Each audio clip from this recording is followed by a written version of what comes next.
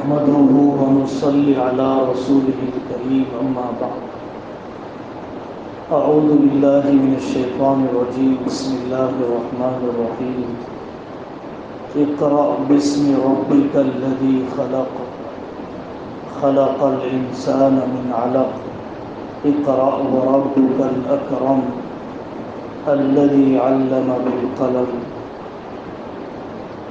وقال تعالى هل يستوي الذين يعلمون والذين لا يعلمون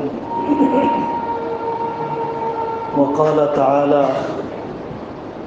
فاسألوا أهل الذكر إن كنتم لا تعلمون صدق اللہ العظیم۔ میرے عزیزوں اور دینی بھائیوں، علم سب سے بڑی ضرورت ہے۔ علماء کا وجود سب سے بڑی ضرورت ہے۔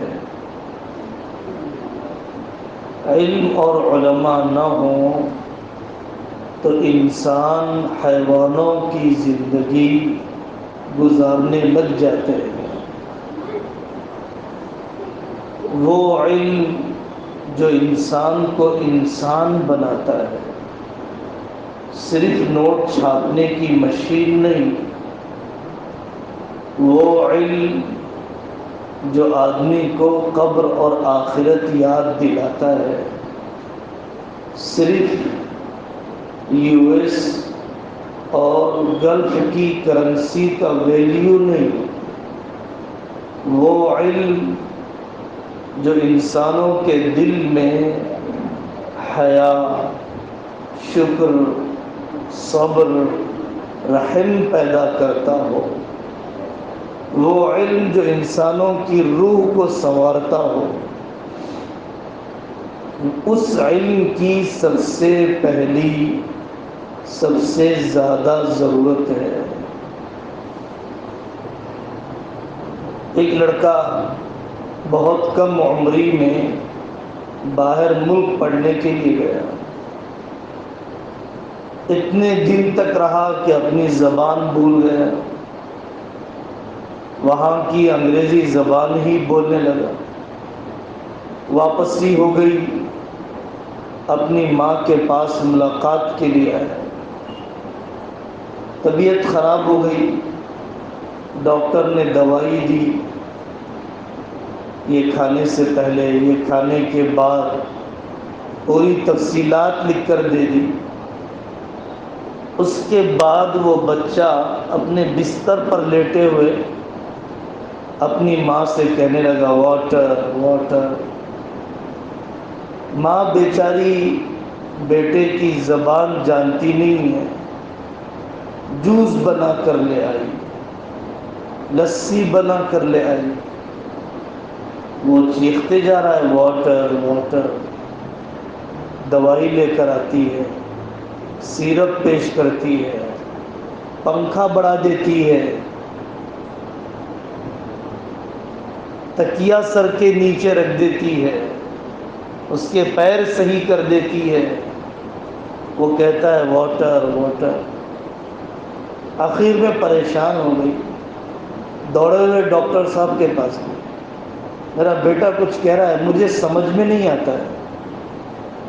ڈاکٹر صاحب دوڑے ہوئے آئے، دہلیز کے اندر قدم رکھا اور بچے نے واٹر کہتے ہوئے آخری سانس نکل گئی۔ پانی سرہانے پلنگ کے نیچے رکھا ہوا تھا، پینے کا پانی سرہانے پلنگ کے نیچے رکھا ہوا تھا، اور پانی پانی بولتے ہوئے دنیا سے چلا گیا۔ ہم نہیں جانتے ہیں کہ اللہ نے قرآن میں کیا کہا ہے۔ قرآن سرہانے رکھا ہوا ہے اور ہم خاندانی جھگڑے چھوڑ کے مر رہے ہیں۔ قرآن سرہانے بول رہا ہے، ہم تقسیم میراث سے ناواقف ہونے کی وجہ سے بہن بھائی کے خاندان توڑ کر دنیا سے جا رہے ہیں۔ قرآن سرانے رکھا ہوا ہے، ہم اپنی بیٹیوں کو حیا نہیں سکھلا پا رہے ہیں۔ وَلَا تُكْرِهُوا فَتَيَاتِكُمْ عَلَى الْبِغَاءِ إِنْ أَرَدْنَا تَحَصُّنًا۔ قرآن کیسا عجیب ہے، اپنی بیٹیوں کو بے حیائی پہ مجبور نہ کرو، اپنی باندیوں کو بے حیائی کے کاروبار پہ مجبور نہ کرو۔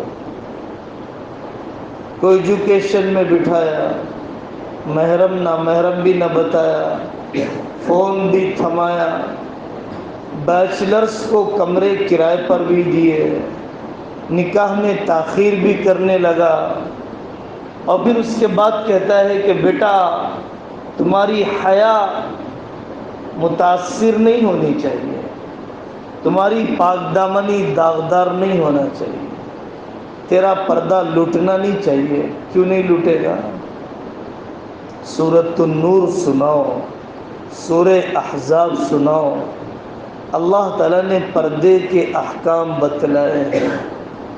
قیمتی صوفہ، دیواروں کو سجانے کے قیمتی پردے، بچھانے کے قیمتی قالین سے گھروں میں رونق نہیں آتی ہے، گھروں میں رونق حیا سے آتی ہے، پاک دامنی سے آتی ہے۔ علم، علم، حجاب کا علم۔ دوسری مثال، ایک پٹھان صاحب سمجھانے کے لیے سنایا جاتا ہے، بہت جوش پیدا ہو گیا، اسلام قائم کر دوں گا۔ جیسے جوش پیدا ہو جاتا ہے، ایک جگہ کا واقعہ پیش آ گیا بنگلور میں، ایک جگہ کا حادثہ پیش آ گیا کسی سپریم کورٹ ہائی کورٹ میں، وقتی جوش آ جاتا ہے تو وہ صاحب بھی بندوق لے کر نکل گئے، ہر ایک سے کہتے چل کلمہ پڑھ ورنہ گولی مار دوں گا۔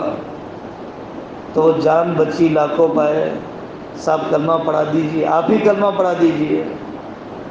تو پٹھان صاحب کہتے مجھے بھی کلمہ نہیں آتا ہے، چلو ہم دونوں مولوی صاحب کے پاس جائیں گے، مجھے خود ہی پتہ نہیں ہے پردہ کیا ہے، مجھے خود ہی پتہ نہیں ہے محرم اور نامحرم کیا ہے، مجھے خود ہی پتہ نہیں ہے نکاح و طلاق کیا ہے، مجھے خود ہی پتہ نہیں ہے نیو ایجوکیشن پالیسی کیا ہے، میں حکومتوں کو گالیاں دینے میں لگا ہوں، میں دنیا سے کہہ رہا ہوں کہ تم میرے اسلام کو بچاؤ، میرے اسلام کو بچاؤ۔ بھائی اسلام کیا ہے؟ کس اسلام کو بچانا چاہتے ہو؟ مجھے بھی پتہ نہیں ہے اسلام کیا ہے، مجھے بھی پتہ نہیں ہے کہ اسلام کیا ہے۔ تو علم ہمیں اپنی زندگیوں کے رخ کو درست کرے گا، کمانے کا سلیقہ بھی آئے گا، خرچ کرنے کا سلیقہ بھی آئے گا، کپڑے پہننے کا سلیقہ بھی آئے گا۔ علم نہیں ہے، علم نہیں ہے، کپڑے پہننے کا سلیقہ نہیں ہے۔ آپ نے برہنہ لباس کیسے پہنا دیا؟ نیم برہنہ لباس، کلائیاں کھلی ہیں، جسم کا رنگ چھلک رہا ہے، پنڈلیاں کھلنے لگ گئی، پیسے دے کر خرچ کیے۔ کیا اس سے نگاہیں گندی نہیں ہوں گی؟ کیا اس سے تمنائیں ناپاک نہیں ہوں گی؟ کیا اس سے بے حیائی کے جرائم میں اضافہ نہیں ہوگا؟ تجوری کھلے رکھنے والے نے خود ہی چور کو چوری کی دعوت دی ہے۔ اگر تجوری کھلی نہ ہوتی تو چور چوری کے لیے قدم نہ اٹھاتا۔ بے پردہ کرنے والے نے خود ہی بے حیائی کی دعوت دی ہے۔ نیم برہنہ آدھا ننگا لباس پہنانے والے نے خود ہی زنا کی دعوت دی ہے۔ امریکہ کی ایک عدالت میں ایک کیس آیا، کار کے اندر ایک صاحب نے ڈالر سے بھرا ہوا سوٹ کیس کھلا رکھا اور چلے گئے۔ چور آیا، سوٹ کیس لے کے بھاگنے لگا، پولیس اس کے پیچھے دوڑنے لگی، تیار تھی۔ جج صاحب نے فیصلہ کیا کہ ڈالر سے بھرے ہوئے سوٹ کیس کھلا رکھنے والے شخص کو جیل میں ڈال دیا جائے۔ لوگ حیران، چور کو ڈالنا چاہیے، سوٹ کیس کھلا رکھنے والے کو ڈال رہے ہیں آپ، جس کے پیسے چوری ہو گئے اس کو۔ اس نے کھلا رکھ کر چوری کی دعوت دی ہے، اس نے ڈالر سے بھرا ہوا سوٹ کیس کھلا رکھ کر چوری کی دعوت دی ہے، یہ بڑا مجرم ہے، اس کو جیل کی سلاخوں کے پیچھے، اس کو جیل کی سلاخوں کے پیچھے۔ تو یہ ہے کہ میں نے بے پردہ کیا، میں نے گناہ کی دعوت دی۔ یو ایس کے ہی کسی علاقے کے اندر ایک آدمی سپر مارکیٹ میں گھسا اور سپر مارکیٹ میں گھس کر ڈبل روٹی وغیرہ کیک چوری کر کے بھاگنے لگا، کسی طریقے سے پکڑا گیا، عدالت میں پیش کیا گیا، صاحب اس نے چوری کی ہے، اس نے چوری کی ہے۔ جج نے چور کو پوچھا، بیٹا کیوں چوری کی تم نے؟ 3 دن سے کھایا کچھ نہیں تھا، رہا نہیں گیا، اس لیے میں نے چوری کر دی۔ جج نے کہا کہ سپر مارکیٹ کا مالک اتنے $1000 جرمانہ ادا کرے۔ آپ چور کی ہمت افزائی کر رہے ہیں، بجائے چور کو سزا دینے کے سپر مارکیٹ کے مالک کو سزا دے رہے ہیں۔ نہیں نہیں نہیں، اس سپر مارکیٹ کے مالک نے اپنے علاقے میں بھوکے لوگوں کو کیسے رہنے دیا؟ اس نے اتنا مال کیوں خرچ نہیں کیا کہ محلے کے ضرورت مندوں کی ضرورت پوری ہو جاتی؟ یہ زکوٰۃ ہے، یہ زکوٰۃ ہے، یہ زکوٰۃ ہے۔ زکوٰۃ ادا کیے بغیر غربت کا خاتمہ نہیں ہوگا۔ اور اللہ تعالیٰ نے مسلمانوں میں اتنی زکوٰۃ رکھی ہے کہ خود ان کے اندر کے حاجت مندوں کی ضرورت پوری ہو سکتی ہے، خود ان کے حاجت مندوں کی ضرورت پوری ہو سکتی ہے۔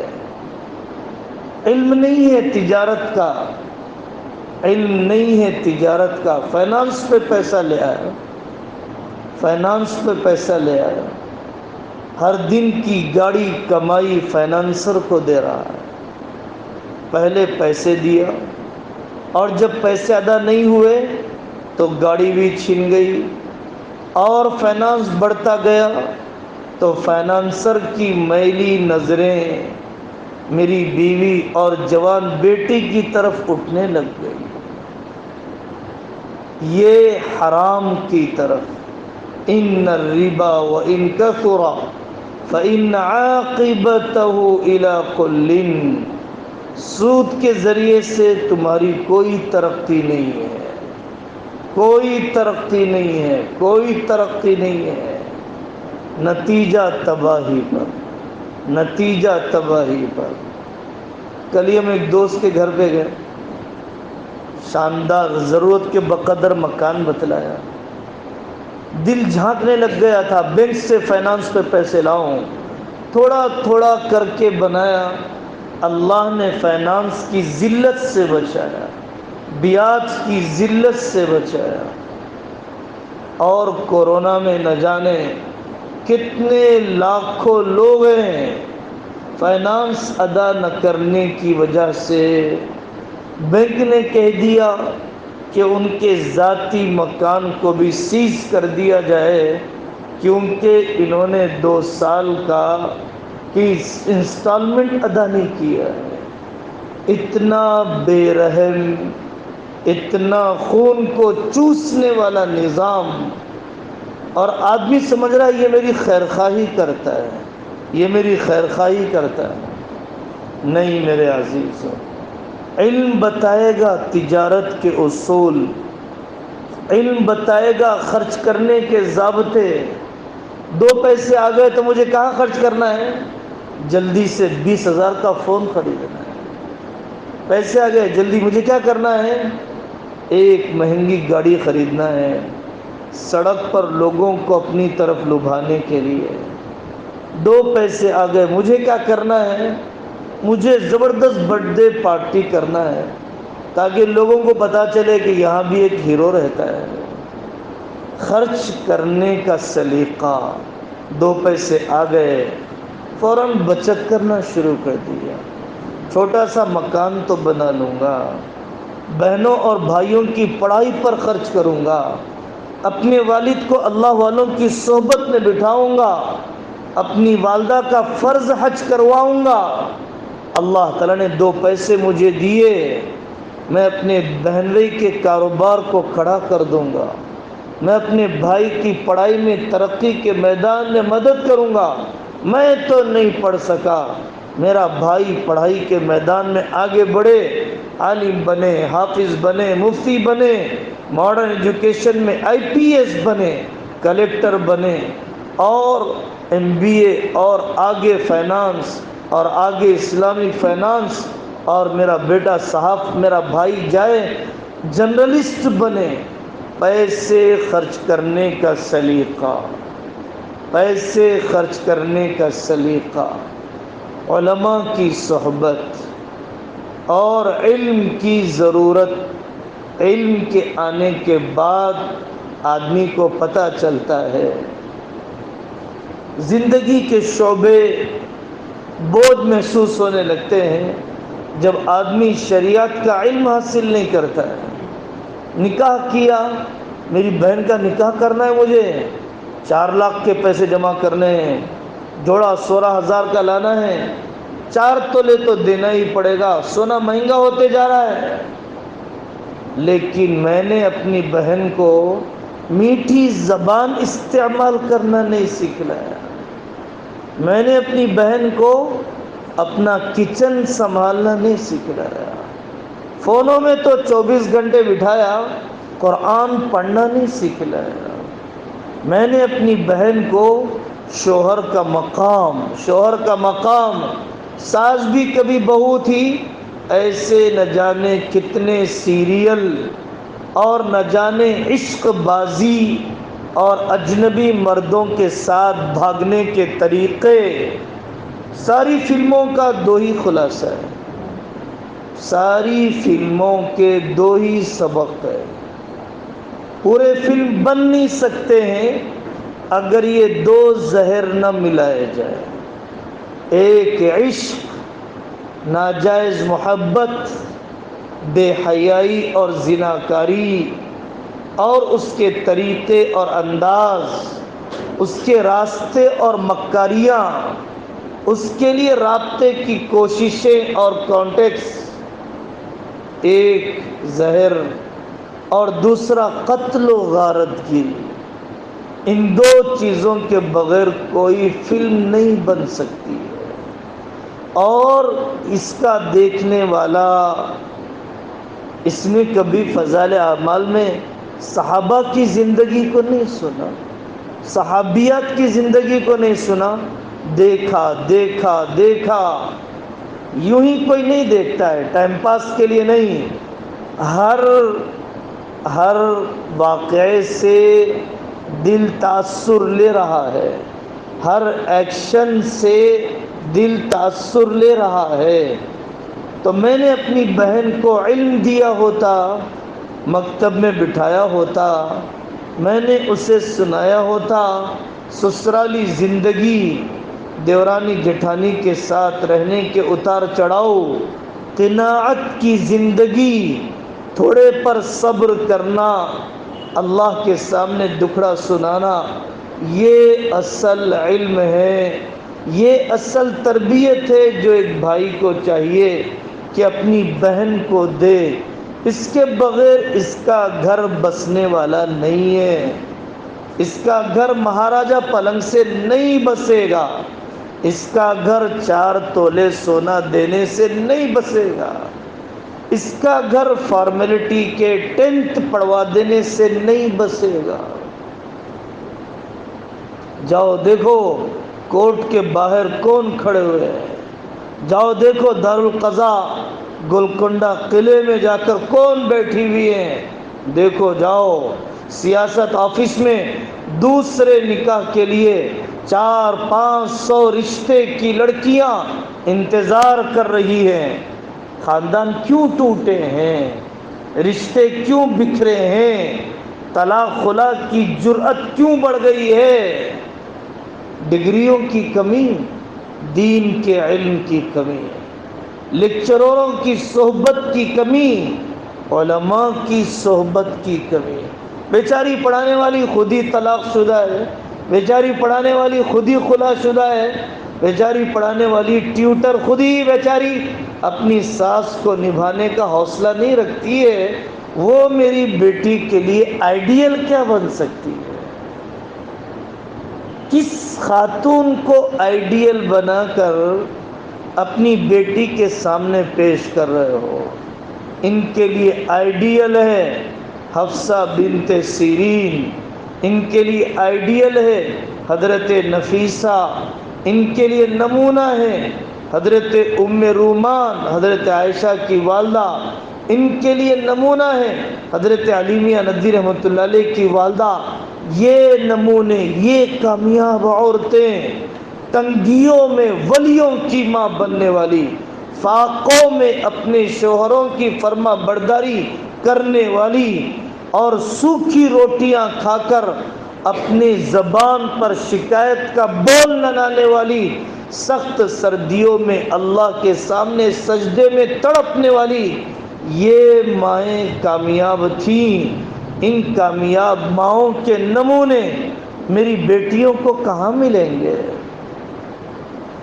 میرا نوجوان طبقہ، میری نوجوان نسل، یہ بیچاری نسل، اس کو کوئی بالغان کا مکتب مل جاتا، اس کو کوئی درس قرآن مل جاتا، اس کو سنانے والا کوئی سناتا۔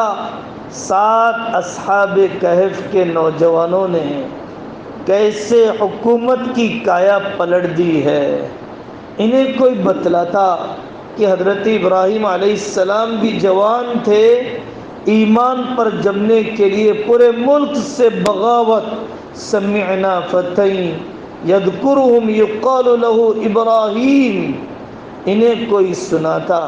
صلاح الدین ایوبی بھی جوان تھے، محمد فاتح بھی جوان تھے، یوسف بن تاشقین بھی جوان تھے۔ یہ نوجوانی بڑے کاموں پر لگ سکتی ہے، لیلاؤں، اچھے چشموں، اچھے کپڑوں، اچھے جوتوں، کپڑوں اور چمڑیوں کو سنوارنے، عورتوں کی طرح مٹکنے، نسوانی گھٹیا جذبات۔ اللہ نے تمہیں مرد بنایا، اللہ نے تمہیں مسلمان جوان بنایا ہے، تم چبوتروں کے لیے نہیں، تم نالیوں کے لیے نہیں، تم بے حیا لڑکیوں کے لیے نہیں، تمہارے لیے پاکیزہ بیویاں اللہ نے رکھی ہیں، تمہارے لیے عالمہ بیٹیاں اللہ نے رکھی ہیں، اللہ نے تمہارے لیے ولی صفت دلہنیں رکھی ہیں، اللہ نے تمہارے لیے جنت کی لم یطمثہن انس قبلہم ولا جان، ایسی حوریں کہ جس کو کسی انسان اور جن نے کبھی نہیں چھویا ہے، ایسی پیاری عورتیں اللہ نے تمہارے لیے رکھی ہیں۔ کیا گھٹیا چیز پر تم راضی ہو چکے ہو؟ کیا گھٹیا چیز کے پیچھے اپنی صلاحیتیں لگا رہے ہو؟ تم سے بڑے بڑے کام ہو سکتے ہیں، بڑے خواب تم دیکھ سکتے ہو، تم اونچے کام اپنی زندگی میں کر سکتے ہو۔ ان نوجوانوں کو چاہیے دین کی محنتیں، ان نوجوانوں کو چاہیے علماء کی صحبتیں۔ یہاں مفتی صاحب ہیں، جہاں پر بھی علماء ہیں، اعتکاف میں نوجوانوں کو بٹھاؤ، ساتھ میں بیٹھو، زندگیوں کا رخ بدلے گا، جان اور مال اور اوقات کے خرچ کرنے کا رخ بدلے گا۔ مجھے اپنی ماں کی نافرمانی کر کے امید ہے کہ اللہ مجھ سے راضی ہو جائے گا، اونچی آواز، گھٹیا زبان، راتوں میں دیر سے واپسی، فون کا استعمال، کیا کیا میرے ساتھ، میری ماں کے ساتھ میں نے نہیں کیا، ورنہ کاروبار آگے بڑھ نہیں رہے ہیں، کسی نے کرا دیا ہے۔ ماں کی ہائے کے بعد بھی کسی کے کرانے کی ضرورت ہے، باپ کی ہائے اور بددعا کے بعد بھی کسی اجاڑنے کے لیے جادو کی ضرورت ہے، بیوی پر ظلم اور اس کی حق تلفی اور اس کی بددعاؤں کے بعد بھی کیا تمہیں کسی اور کے تمہارے اوپر نظر کا نقصان پہنچانے کی ضرورت ہے؟ نہیں نہیں نہیں، اپنے رشتوں کو جوڑو۔ کس پر مجھے خرچ کرنا ہے، کس کو مجھے دل دینا ہے، میرا وقت، میری گھر کی عورتوں کا وقت کہاں جا رہا ہے؟ میرا وطن کاماریڈی ہے، وہاں پر ابھی جلسے میں ہمارے بھائی نے بتلایا 65 سال کی عورت قرآن پڑھنے کے لیے آتی ہے، زبان نہیں چل رہی ہے، وہی 65 سال کی بڑھیا، وہ کبھی دیورانی، کبھی جٹھانی، کبھی چھوٹی بہو، کبھی بڑی بہو، صبح سے شام تک لگانے بجھانے، غیبتوں چغلیوں شکایتوں غیبتوں میں وقت گزر رہا ہے۔ اس بیچاری پر کون رحم کھائے گا؟ اس بد نصیب کی زندگی قرآن پڑھے بغیر ختم نہ ہو جائے۔ اس کو قرآن کے مکتب میں بٹھاؤ، اس کے وقت کو ضائع ہونے سے بچاؤ، اس کے آنسوؤں کو زیوروں کپڑوں پر لٹنے سے روکو، اللہ کے کام کے لیے، اللہ کی محبت میں اس کے آنسو نکلنے لگ جائے۔ اورنگزیب رحمۃ اللہ علیہ نے اپنے علاقے میں علماء کا مقام بڑھانا چاہا تو اپنے وزیر سے وضو کرتے کرتے پوچھا، وضو میں کتنے فرض ہیں بتاؤ؟ وزیر پریشان ہو گیا، فوراً مولوی صاحب کے پاس بھاجا، مولوی صاحب وضو میں کتنے فرض ہیں بتاؤ؟ 9000 دے کر بے رحم غسالوں کے پاس اپنے باپ کو نہلا سکتا ہے، خود 1 گھنٹے کی صحبت میں علماء سے نہلانے کا طریقہ، جنازہ نہلانے کا طریقہ نہیں سیکھ سکتا ہے۔ فوراً سارے وزیر بھاگنے لگے علماء کے پاس، پتہ نہیں کیا پوچھ لیں گے بادشاہ سلامت مجھ سے، اس لیے چلو چلو شریعت کا علم حاصل کرو، شریعت کا علم حاصل کرو۔ علم کیسے اندھیروں سے نکال دیتا ہے، علم کیسے زندگی کی روش کو درست کر دیتا ہے۔ نماز پڑھ رہے ہیں، شرمنے کی ضرورت نہیں ہے، شرم کرنے کی ضرورت نہیں ہے۔ ہم میں سے کتنے ہیں کھڑے ہو کر مول صاحب میں اپنی دعائے قنوت سنا سکتا ہوں، اللہم انا نستعینک ونستغفرک ونؤمن بک ونتوکل علیک، میں اس مجلس میں کھڑے ہو کر دعائے قنوت سنا سکتا ہوں۔ کتنے لوگ ہیں؟ میں جنازے کی نماز کی دعا سنا سکتا ہوں۔ نماز پڑھ رہے ہیں، میں نہیں جانتا ہوں نماز میں سجدے سہو کن چیزوں سے واجب ہوتا ہے۔ کرنل امیر الدین صاحب رحمۃ اللہ علیہ سناتے تھے، حج ہاؤس میں حاجیوں کی خدمت کر رہے ہیں، حاجیوں کو تلبیہ سکھا رہے ہیں، حاجیوں کو حج کے واجبات اور ارکان سکھا رہے ہیں، حاجیوں کو ہر عمل کی سنت سکھا رہے ہیں۔ اتنے میں فجر کی نماز کا وقت ہونے لگا، بس کھڑی ہوئی ہے تو کہا بھائی جلدی نماز پڑھ لو، جلدی نماز پڑھ لو۔ حاجی نماز پڑھنے لگے، ایک صاحب جلدی جلدی دوڑے ہوئے آئے، 2 رکعت نماز پڑھی، سجدے سہو کیا، سلام پھیر کے آ کے بیٹھ گئے۔ کرنل صاحب فرماتے تھے کہ ان سے پوچھا بھائی آپ نے سجدے سہو کیوں کیا؟ تو انہوں نے کہا کہ جلدی جلدی میں نے وضو نہیں کیا تھا، اس لیے سجدے سہو کر کے نماز پڑھ لی۔ جلدی جلدی میں نے وضو نہیں کیا، اس لیے سجدے سہو کر کے نماز پڑھ لی۔ سجدے سہو کے مسائل سے واقف نہیں۔ ہمارے گھروں میں بھی جہالت تھی، ابھی بھی جہالت ہے، کوئی سب علماء نہیں بن گئے، لیکن جہالت ختم کرنے کی محنتیں میری والدہ، میری چچی، میری تائی، میری خالائیں سب جا کر عید کی نماز ایک گھر میں جمع ہو کے پڑھتی تھی۔ فجر کی نماز نہیں، عید کی نماز۔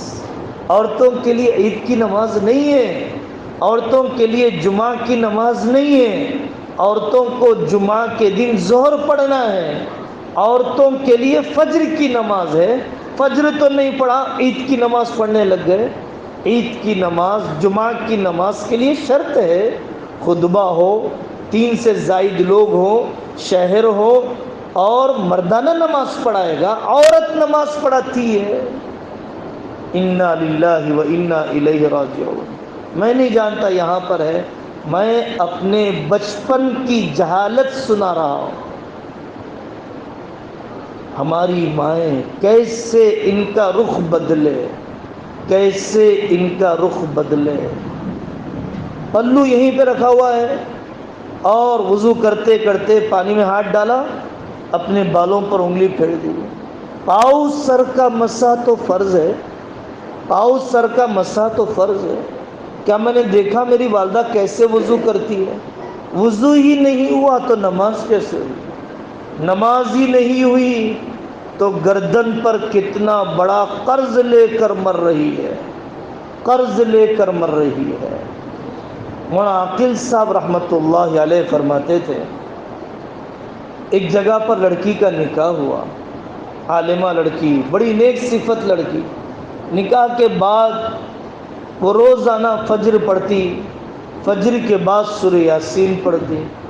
سورہ یاسین کے بارے میں فضیلت ہے، من قرأ یاسین اول النہار قضیت حوائجہ، کہ جو لوگ سویرے سورہ یاسین پڑھے تو دن بھر کے ان کے کام ہو گئے، دن بھر کے ان کے کام ہو گئے، میرے کاموں میں برکت ہو جائے، اس لیے وہ سورہ یاسین پڑھتی تھی۔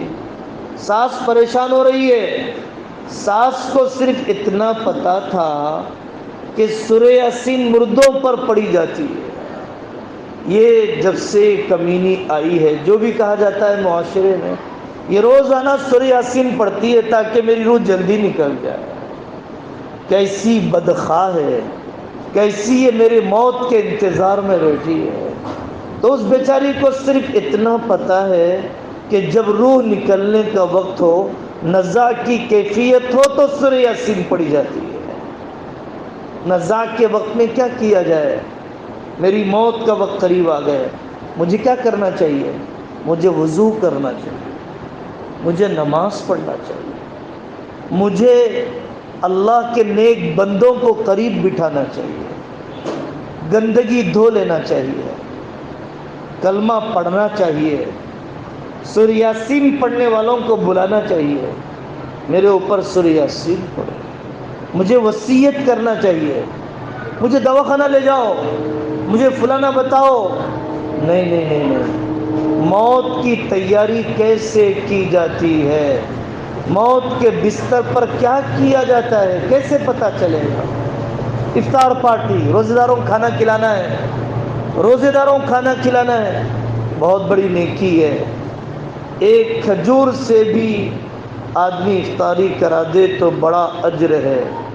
لیکن میری دادی روزہ رکھ نہیں پا رہی ہے، روزے کا فدیہ دینا چاہیے، روزے کا فدیہ دینا واجب ہے اگر قضا کرنے کی طاقت نہیں ہے تو روزے کا فدیہ نہیں دیا، افطار کی دعوت کرا دی ہے، اپنی فرض زکوٰۃ ادا نہیں کیا، پیسے خرچ کر رہے ہیں، کہاں خرچ کرنا ہے پتہ نہیں ہے، ہدیہ لا کے دے رہا ہے، قرض ادا کرنے کے لیے تیار نہیں ہے، کینسر کے پھوڑے کا علاج نہیں کراتا، معمولی سے بال کا علاج کرا رہا ہے، یہ نادانی ہے۔ پہلے اپنی زکوٰۃ کو ادا کرو، پہلے اپنے روزے کے فدیے کو ادا کرو، پہلے اپنے صدقہ فطر کو ادا کرو، اس کے بعد افطار کی دعوت دینا، اس کے بعد مسجد میں افطاری پہنچانا بڑا نیکی کا کام ہے، لیکن پہلے فرض کا قرض تو ادا ہو۔ پہلے فرض کا قرض تو ادا ہو۔ کیا کروں میں؟ داماد بہنوئی صاحب کو کپڑے سلانا ہے، میں فلانی کو کپڑے سلانا چاہتا ہوں، بچوں کی مہنگی شاپنگ، میرے بچے کم درجے کے کپڑے کیسے پہن سکتے ہیں؟ قرض والے کے چپل گھس رہے ہیں۔ قرض ادا کرنا زیادہ ضروری ہے عید کی شاپنگ کے مقابلے میں۔ قرض ادا کرنا زیادہ ضروری ہے عید کے سویاں کے مقابلے میں۔ قرض ادا کرنا زیادہ ضروری ہے دوسری مبارک راتوں میں نیا جوڑا پہننے کے مقابلے میں۔ پہلے قرض ادا کرو۔ کتنی سنگین وعید ہے، اللہ کے راستے میں شہید ہونے والا بھی جنت میں نہیں جائے گا اگر قرض ادا نہ کیا، اگر قرض ادا نہ کیا، اگر قرض ادا نہ کیا۔ ریئل اسٹیٹ میں کروڑوں میں لاکھوں میں ٹرانزیکشن، ایک جگہ اتنے 100 گز ہے، یہ جگہ اتنے 100 گز ہے، یہاں پر ایک مکان ہے میرا، موسیٰ پیٹ میں ایک مکان ہے، وہاں ایک مکان ہے، فرض حج ادا نہیں کیے۔ 5-6 لاکھ جس کی گردن پر ہو اس کے اوپر حج فرض ہو جاتا ہے۔ آج کل کے اعتبار سے 5-6 لاکھ جس کے پاس ہو، اگر حج کمیٹی کا ریٹ ہے 2.5-3 لاکھ 3.5 لاکھ، اس سال پتہ نہیں کیا آئے گا، اگر اتنی رقم میرے پاس موجود ہے، میرے اوپر حج فرض ہو گیا، اللہ کے رسول صلی اللہ علیہ وسلم کے شہر کی حاضری کے بغیر مر جاؤ گے۔ فرض حج کا غم بڑھاپے کی عبادت نہیں ہے، جوانی کی عبادت ہے، بچیوں کے شادی کے بعد کی عبادت نہیں ہے، اتنی رقم آ جانے کے بعد کی عبادت ہے۔ اور آقا صلی اللہ علیہ وسلم نے فرمایا کہ جس پر حج فرض ہو اور وہ ادا نہ کرے، اللہ کو کوئی غم نہیں ہے کہ چاہے وہ یہودی بن کے مر جائے، چاہے وہ عیسائی بن کے مر جائے، چاہے وہ یہودی بن کے مر جائے، چاہے وہ عیسائی بن کے مر جائے، اس لیے کہ اس نے فرض حج ادا نہیں کیا ہے۔ ترجیحات کا تعین، ترجیحات کا تعین، کون سا کام پہلے کرنے کا ہے، کون سا کام بعد میں کرنے کا ہے، گہرا علم چاہیے، دین کی گہری سمجھ چاہیے۔ مجھے 1.5 لاکھ کی گاڑی خریدنا چاہیے یا پہلے نکاح کر لینا چاہیے؟ مجھے ٹائلز اور قیمتی پی او پی لپم والا مکان پہلے بنانا چاہیے یا کرائے کے مکان میں مجھے نکاح کر کے اپنی جوانی کو بچا لینا چاہیے؟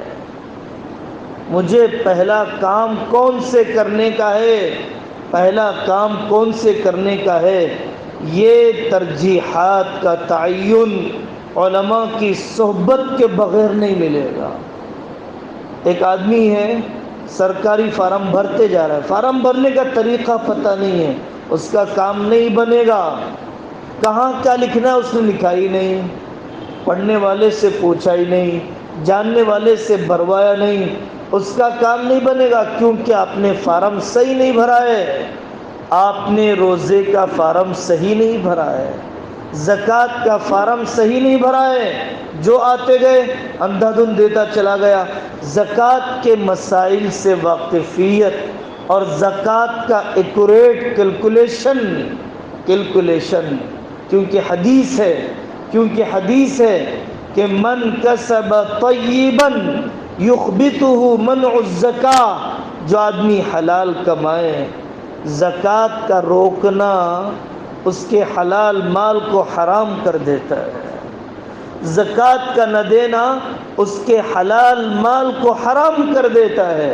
من کسب طیبا یخبطہ منع الزکاة ومن کسب خبیثا لم تطیبہ الزکاة، اور جو آدمی حرام کما رہا ہے، زکوٰۃ کا دینا اس کے حرام کو حلال نہیں کرے گا، زکوٰۃ کا دینا اس کے حرام کو حلال نہیں کرے گا۔ میں سمجھانے کی کوشش کر رہا ہوں کہ کس کس قدم پر ہماری جہالت ہمیں نقصان پہنچاتی ہے۔ مکان بنا دیا، مکان بنانے کے بعد بڑے گھر بھرانی کی دعوت، دنیا والوں کو بتانا ہے، بکرا کاٹنا ہے، خون بتانا ہے، وہاں پر فائنانس کی تلوار گردن پہ لٹک رہی ہے۔ میرے بھائی، پہلے وہ فائنانس کا بوجھ اپنے کندھے سے اتار دیتا، پہلے فائنانس کا بوجھ اپنے کندھے سے اتار دیتا۔ ڈش کے کنیکشن سے زیادہ تجھے درس تفسیر کے کنیکشن کی ضرورت تھی۔ جاؤ بمبئی میں دیکھو، جوگیشوری ایک محلہ ہے، پالن پوری قوم وہاں پر رہتی ہے، میمن قوم وہاں پر رہتی ہے، مکاتب کے بغیر نہیں، علماء کے بغیر نہیں۔ ملک کے بڑے بڑے علماء کی قدم تو پڑیں اللہ کے ولیوں کی ہماری بستی میں، ہمارے علاقوں میں۔ یہ جذبہ رکھنے والی قوم، مسجد سے پورا کنیکشن ہے کہ گھر میں، مسجد میں جو عمل ہوتا ہے ہماری عورتیں اپنے گھروں میں بیٹھے ہوئے سنتی ہیں، ہماری عورتیں اپنے گھروں میں بیٹھے ہوئے درس تفسیر سنتی ہیں، درس حدیث سنتی ہیں، درس فقہ سنتی ہیں۔ کرنے کے کاموں میں لگا دیا، اللہ تعالیٰ نے انہیں نہیں کرنے کے کاموں سے بچا دیا۔ میرے عزیزوں، اللہ تبارک و تعالی ہم سب کے جمع ہونے کو قبول فرمائے۔